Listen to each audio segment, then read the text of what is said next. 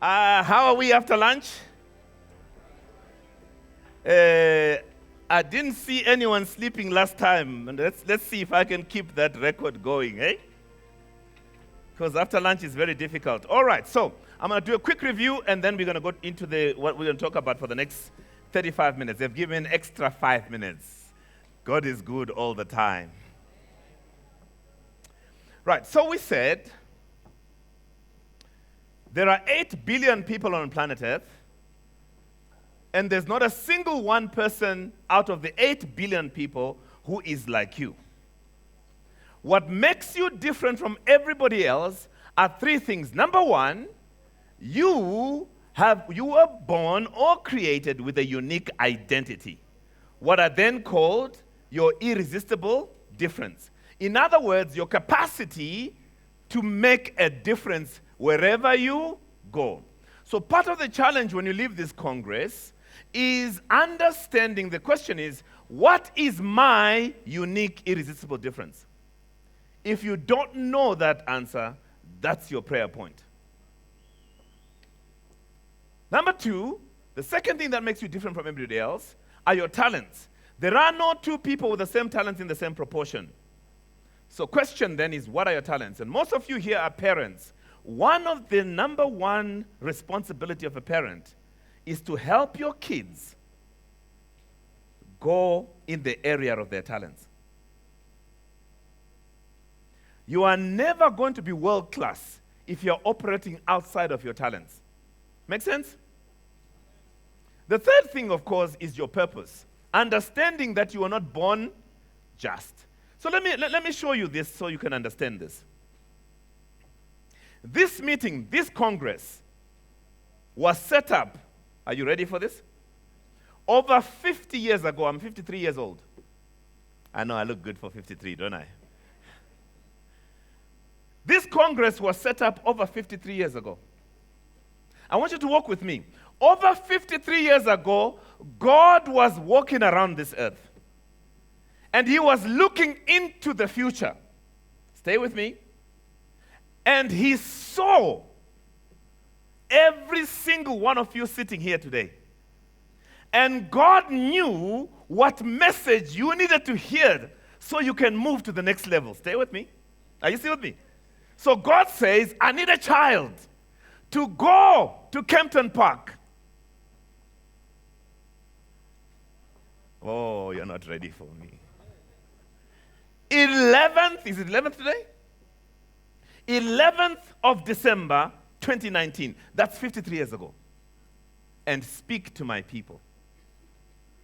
At that point, my purpose was born. Oh. Now that my purpose is born, which is to be here and to pass on this message, it meant that I could be born. Yes. Stay with me. So there is no one who was born by accident. Yeah. You getting this? I don't care what lock you were born under, wedlock, out of wedlock, whatever it is, it doesn't matter. If you were born, there was a purpose to your existence. Sometimes I wish I was a Pentecostal because I can do that funny thing they do. Because you can feel that. Those of you who are preachers know what I'm talking about. Sometimes you just feel like, well, you want to go rabashak, you know? You want to do it. Okay. Now, watch this. Watch this. Let me set most of you free because most of you are from Southern Africa. So you were victims of colonization. I was born in Rhodesia then. There was as much apartheid in Rhodesia as there was in South Africa. Now, most of you, because you were born under colonization or apartheid, they call you previously disadvantaged people. You can wear that garment alone. I am not previously disadvantaged. Oh, stay with me. I am previously advantaged. Because the moment you accept that you are previously disadvantaged, you are saying that your God fell asleep. And then one morning, on the 1st of March, 1966, I was born black in apartheid Rhodesia, and God would have said, oops, I'm so sorry you were born black in an apartheid country. Sorry, man, I wasn't paying attention. But that's not my God. Oh, can I set you free? Can you set? So now, may I suggest that I was born black in apartheid Rhodesia, not by accident, but by divine decree. Let me, fire. One day fire will come. What's this? So now that, remember, I had to be born so that I can come here today. Are you getting me? So God says, now, I need this child to go to Kempton Park and speak to my people. So in what environment should this child be born in order to shape him for this purpose? Are you getting this? So God looks around the entire world and he sees apartheid Rhodesia. And he says, this is the perfect environment for this child to be born. The next decision is who should be the ideal parents. He looks again and around the entire world, sees my mother, grade 1. Sees my father, grade 2. He says, you two are the perfect couple to bring this child into the world. So not only was I born black, in an environment that said blacks were less, I was also born to uneducated parents. Rephrase, I was born to poor, uneducated parents, but I'm still not previously disadvantaged. Yo, do you know what? Get this. Do you know how you know you are poor when you're growing up? When poor people look at you and go, ah, shame. Man, that's poverty, but I'm still not previously disadvantaged. Why? Why am I saying that? I've learned a beautiful lesson about life. Your background is never a disadvantage. Your background, my friends, becomes now the necessary pressure cooker to shape you for your purpose. Thank God for purpose, Bazalwane. So what is your pain? What is your pain? The pain of your past. Everything you've ever gone through in your life has been necessary to shape you for your purpose. And so if you never ever discover your purpose, then your pain in life becomes meaningless. You know how you know you don't know your purpose? When you start asking questions like, what kind of a God would allow this to happen? Oh, I've been through that. I've been through hell and back. Are you still okay? I want you to think about your birth. I want you to think about where you come from. I want you to think about the pain you've had to endure. And then I want you to embrace that, because your greatness will come from being cooked in that pain. So let me talk to my white brothers and sisters. You know, sometimes it's a problem to be white in Southern Africa, particularly in South Africa, because then we blame you for everything. Often when I speak to white audiences, I always ask the question, how many of you chose to be born white? None. How many of you chose your parents? None. You can't blame me for what my forefathers did. So we remain here fighting each other over what our forefathers did. I am not responsible. But may I suggest what the answer I give my white friends or my black friends have set you free. How you are born, the environment you're born through is all part of God's plan to shape you for a purpose. My white friends, your forefathers had to come to Africa. Why? Because for you too, Africa was the necessary pressure cooker to prepare you for your purpose. So when we accuse you of all sorts of things, it's part of the pain you must bear.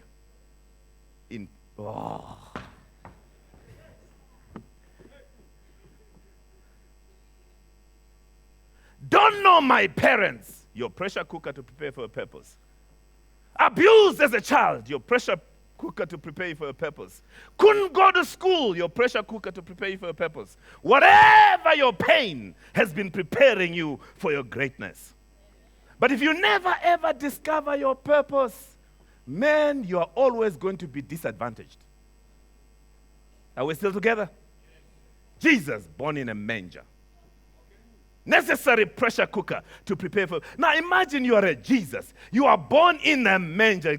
Maybe this Son of God thing is not right. It's not true. Then you run away to Egypt. What kind of God will run away? Are you getting the picture? Then they do all sorts of things to you. No, man, I can't be a God. Do you get the picture? There's not a single person God has ever used who has not gone through pain. In fact, your real pain starts the day God calls you. If you're not in pain, you're not called. Oh, you're not ready for this stuff, man, guys. This is deep stuff. Oh, my life. No. Everything about your life is designed to differentiate you from every single person. I speak like I do because of where I come from. That's why as speakers, we are not in competition. You are listening to all sorts of people here, but we're not competing with one another. We are all just a necessary part of putting this puzzle together. And our different backgrounds, they work together just like a collage to make this wonderful meeting that we're having today. Oh, I'm so excited. The economy, Oh, yeah, and then ESCOM doesn't work and this. It's all part of our pressure cooker, guys. When you live life from that point of view, you are never defeated. One of my favorite scriptures, all things. Now, you guys have added some words to that statement. You say all good things. It says all things. You lose a child, all things work together for my good. You got cancer, all things work together. You lose your job, all things work together. Are you getting the picture? Yes. You get divorced, all things work together for my good. So when things go wrong, I say, God, that plan that you set before I was born, please put it in motion. All right, and I think I've gotten too excited. Let's get back to where we are. And so I need you to understand this. I don't know your background, but what I know is whatever your background, your greatness will come from that. Embrace where you come from. Then harness your talents and gifts and pursue your purpose. And greatness is your inheritance. We are kings and priests in the order of Melchizedek. But I see there's no money in Zimbabwe. Max, we are suffering. All part of the plan. By the way, I like talking to Christians because I can share some of these things. Did you know there is nothing that happens in your life that God has not okayed? Oh, you're not ready for this. There is nothing good or bad that has happened in your life that God has not said, okay. The devil can't act without God's permission. Go read about Job if you think I'm lying. And if you've read your Bible, he says, I will send my servant Cyrus. How? What do you mean Cyrus is your servant? The guy doesn't even know you exist. Oh, my God has got so much to work with that I know wherever I go, I am always getting what I want. Whether the guy knows or doesn't know, if I'm a child of God. Man, I've spoken in a Hindu temple. It's nice to quote Jeremiah in a Hindu temple. Took my shoes off. But I could say, greater is he that is in me than one that is in the world. And it's amazing when you begin to walk in this thing that God asks you to walk in, doors open. I didn't say life becomes easy. An easy life destroys you. Look at your life. Every time you messed up your life, it was because things were going well. All right, let's move. Okay, I want to talk about this thing called integrity. So you know where I'm coming. By the way, the books are still there. They are 200 rand each. And I'm only here until 6 o'clock. Then I'm off to Cape Town. I'd have loved to stay, but I've got an engagement tomorrow. So please come. Let's finish those books. I'm not taking them with me. If you're paying attention, I have already taught you a lot about sales. If you're paying attention, from the beginning when I started, I was teaching exactly about sales. No, Max, the economy is bad. I don't care what the economy is. If there's 10 rand in the economy, I must just get my share of the 10 rand.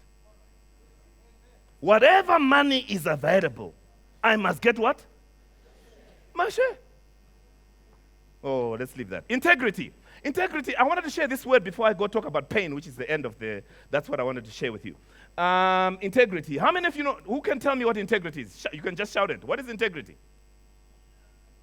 Integrity. Sorry?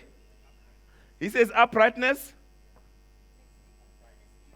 Sorry? Honesty. At the back. No compromise. Okay, let me go because they're putting me under pressure, man. Hey. Huh? Can I just have as much time as Jesus? He said, I'm coming back. He hasn't come yet. Please. Integrity. Write this down. Doing what you say you will do by when you say you will do it. Integrity. Doing what you say you will do by when you say you will do it. Doing what you say you will do by when you say you will do it. Now let me show you. This is going to turn your life. It's going to set you free. If you get this thing right, everything in your life will work. Let me show you something. From the day you were born, psychologists tell me that your subconscious mind is the area where everything that has ever happened in your life is stored. It's like a big supercomputer. All right? So when you are born, it's almost like you press record. Everything you've ever experienced is in your head. Subconscious mind. Now watch this. So now in terms of making our decisions, all right? Our actions. Your conscious mind controls only 10% of your actions. Your subconscious mind controls 90% of your actions. Let me show you. When I'm walking like this, I'm not having to think, okay, put this foot forward first and that one. No. I have a program that's running, it's called walking. My subconscious mind, I can look this way and carry on what? Walking. When you drive, you don't even remember when you change the gears, isn't it? It's your subconscious mind what? Working. Here's the problem.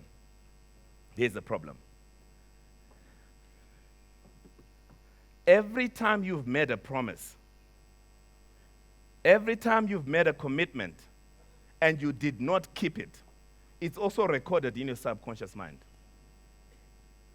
Every promise, whether to yourself or to another person, that you've ever made is recorded where? So now, you have to meet your targets for December. All right? And in order to meet your targets, these things that need to happen. So you need to get up at this time, you're going to make so many number of calls. So when you say, okay, now I must do this, your subconscious mind goes back and mines the data. And it says, oh, we only keep our promises 15% of the time. We don't keep our promises 85% of the time. So your subconscious mind begins to work against you to make sure that you maintain your lack of integrity. That's why some of you have registered for UNISA to study. Paid in full, never studied. Promise you're going to work hard and do this, never get to do it. And you can't, some of you will not even miss a flight. How many of you missed a flight and you've woken up on time? I mean, you were up on time and still missed the flight. And you can't understand why. It's because your own subconscious mind is working against who? Oh. Pastors, church is supposed to start at 9. You're supposed to be preaching by 11, but the people are not there. So what do you say?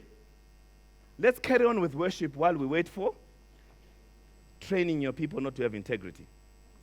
After a while, people don't start there. No, that guy, it never starts. So we'll start at 11:30. It's fine. So we'll go to church at 11. Do you get the picture?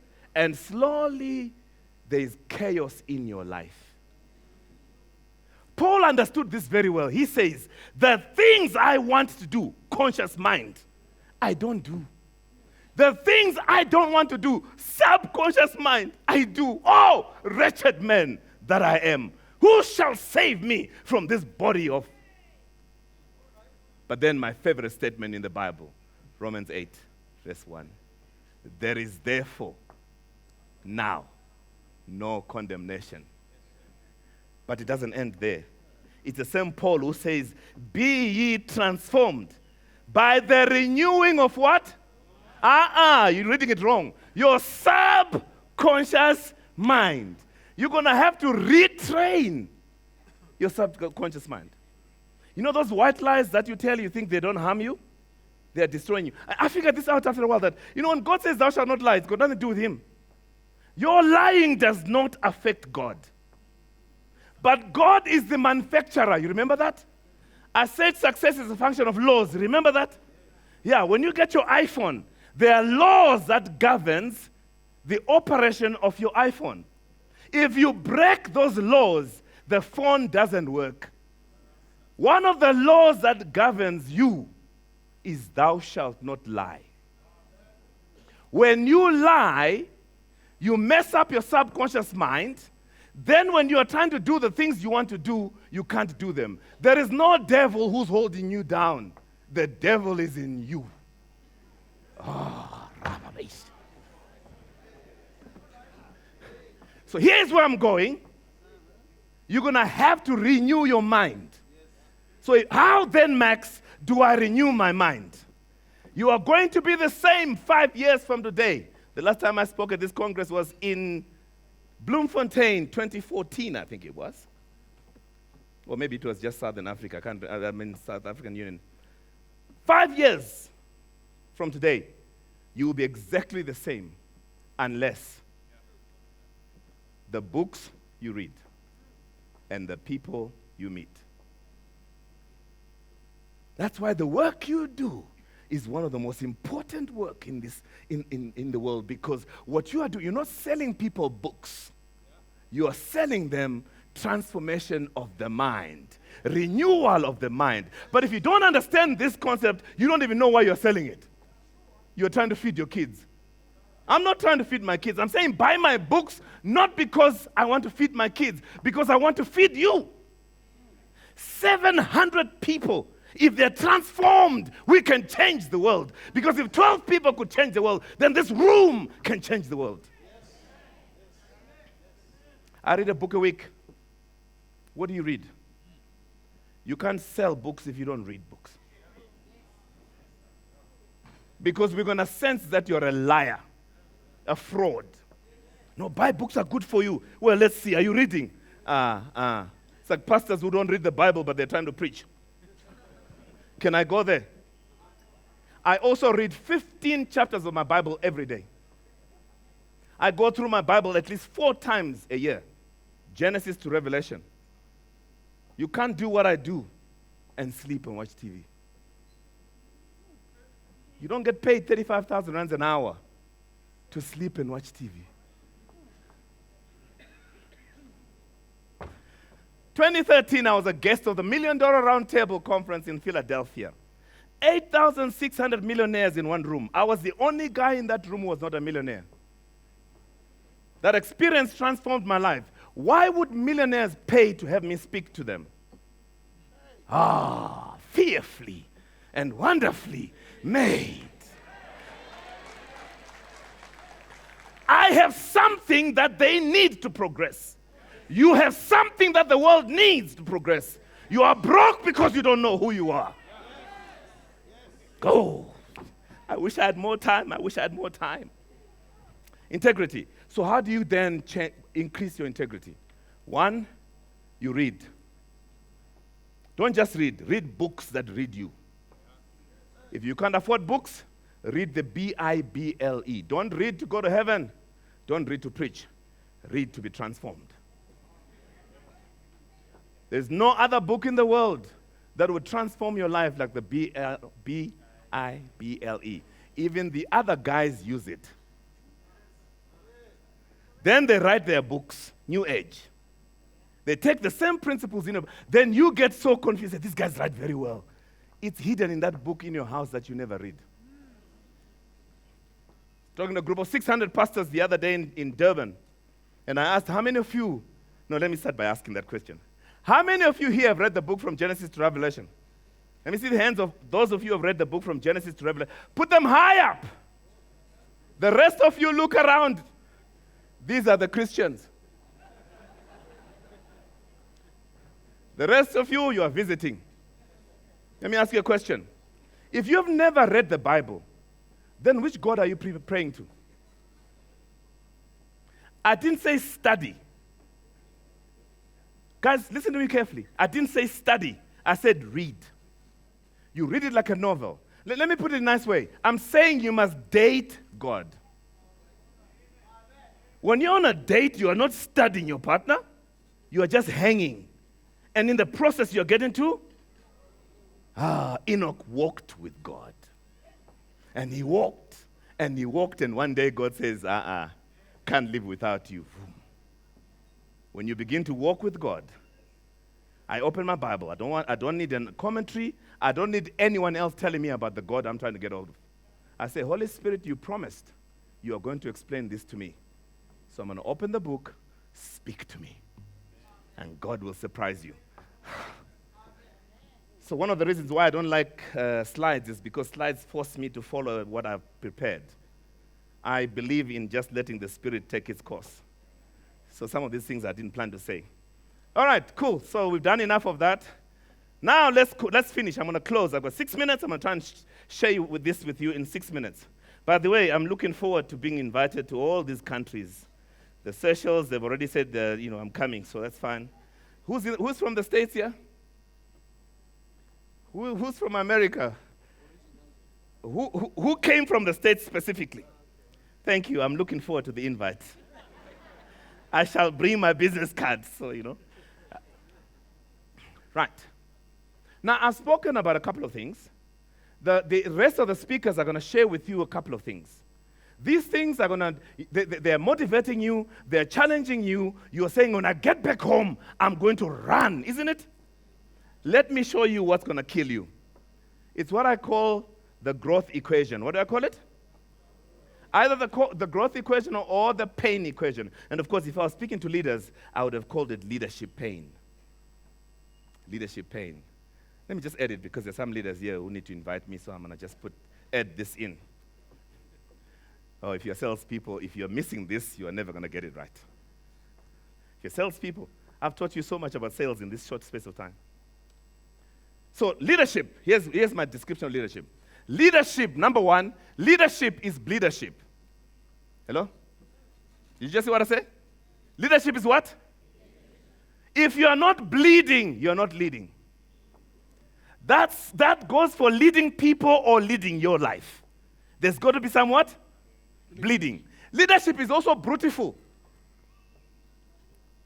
That's a combination of brutal and beautiful. Anyone who's in a leadership position knows what I'm talking about. You think, when I get in leadership, I get paid more money, life gets nice. No, it doesn't work that way.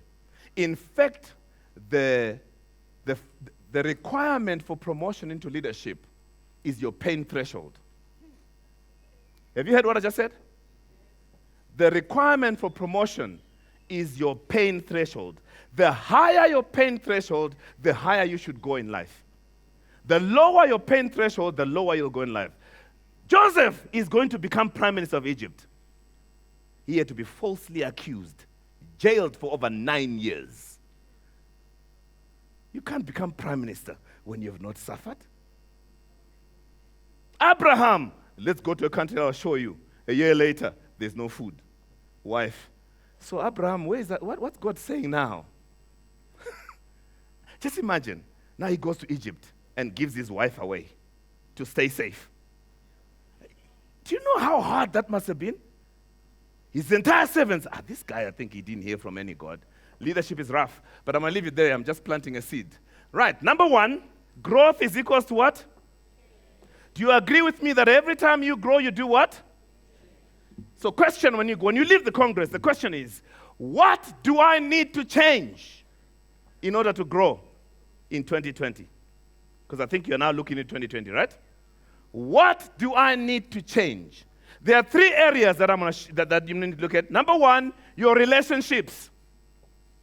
What did I say? Relationships. Now let me give you an example. Black people know what I'm talking about because you suffer from this. Your friends are broke. You are broke. I want you to get this. On a Sunday afternoon, your broke friends come to visit you with their children. Then you spend 6 hours on a Sunday having a broke conversation. And you're trying to change your life. In 6 hours, you could have read a 200-page book. I said one of the things that goes to success is what? Removing yourself from the pack. Don't tell me it's black culture. It's not. It's people who have nothing to do culture. So from now onwards, you want to hang with me, bring a book. In my house, it's simple. You come, we have 1 hour. We'll feed you everything. After that, I take my iPad and I go to read. We can turn the TV on. You can watch it. You want to be useless by yourself. Relationships. Now you need to look at your relationships and deal with them. I've got 1 minute. I'm going to ask for 2 more minutes because I need to finish this. All right, so relationship. Then the next thing is use of time. Use of time. We all have 24 hours. In that 24 hours, Bill Gates became a billionaire and you're still broke. In the same 24 hours. So what are you going to do differently with your time going forward? And the last one, of course, is your thinking. The thinking that got you to where you are will not get you to where you want to go in 2020. Next one. Change is equals to loss. Do you agree that every time you change, you lose something? So as you set your goals for 2020, you now have to ask yourself the question, what am I prepared to lose in order to succeed in 2020? Abraham, you want to be a father of many nations? You're going to have to leave your family, leave everybody you know, leave your culture, go start a new culture, and you'll become the father of many nations. Are you prepared? What are you prepared to lose to succeed? Once again, the three things: relationships, time, and thinking. Next one. Loss is equals to pain. You agree with me? Every time you lose, it's what? Painful. So people are not resisting change, for my fellow leaders who are here. It's not the change they're resisting. It's their perceived pain. So as leaders, if you're trying to move people from one point to another, you have to address their perceived pain. Oh. Once again, what am I prepared to lose in terms of those three things? And lastly, loss is equals to pain. So with all the goals that you're going to set for 2020, the question you're going to have to answer for yourself, what pain am I prepared to go through in order to achieve my objectives for 2020? And you're going to look at those three things again in terms of relationships. There are people you need to cut off. Love them, but you don't have to spend time with them. There are relationships that you need to cut off. There's and I'm done. Thinking, read. Hang around people that are going where you're going. So let me close on this point. In order to move forward, let me put it this way. If you want to make R1 million next year, right? One, you have to disconnect from people who don't want to make R1 million. Two, connect to people who want to make R1 million. Three, connect to people who are already making R1 million. You getting the picture? I wish you the best as you wake up to the potential and the brilliance that you are. I'm looking at you guys, and I know this group could change the world. May God bless you and keep you. May He cause His countenance to shine upon you and be gracious unto you. I thank you.